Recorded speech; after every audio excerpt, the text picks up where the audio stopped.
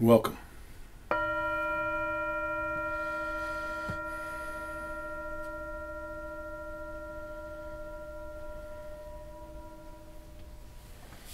Welcome back. My name is Drake, and I'm so happy to be here with you today. This is Touching the Edge, and we're involved with this 40-day practice of really every single day moving intentionally towards our best self and recognizing that you can't just hover. You can't just tread water. You're either moving towards your best self or moving away from your best self. And it really is important for us in this time where so much is going on. So many people are clearly not shining into their best selves. We want to recognize if we're not more committed to our values than the people that we're dealing with are committed to theirs, we'll shift to theirs. If we are dealing with people who are consumed with hatred and judgment, if we're not connected to our sense of wholeness and unity, more connected they are to hatred and judgment, we will find ourselves hating and judging. It doesn't mean that we can't set limits. In fact, it's absolutely necessary for us to set limits in order for us to continue to move towards our best self. But we don't want to get it twisted. We don't want to make it the sense that our mission is to be in that struggle. It's actually to move beyond that struggle. We set the limit and we continue to move towards our best self. And in the spirit of that, I want to suggest to you that it's incredibly important for us to recognize the need for patience with people who are caught up in some sort of ignorance. The word ignorance is very interesting to me. Ignorance is not just a matter of not knowing something. It's a matter of ignoring something.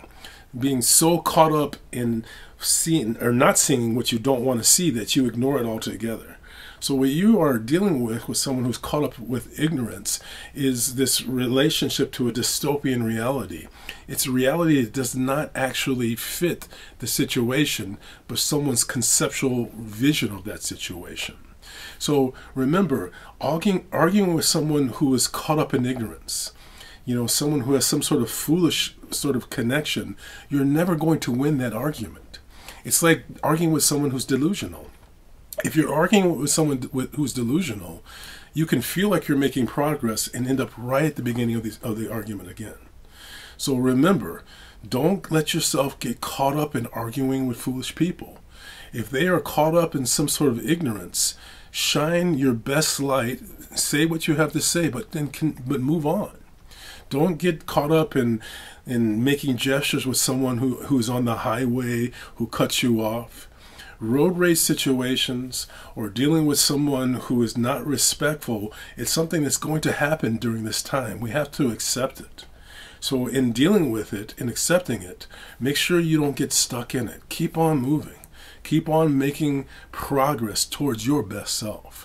The best thing you can do in response to someone who charges you with a feeling of disrespect is to respect yourself and keep moving towards your best self. Don't let that person block you. Don't let that person get you to move away from what you're really here to accomplish. Thank you so much for your time. I'm going to ring the bell. I'm going to ask you to listen carefully.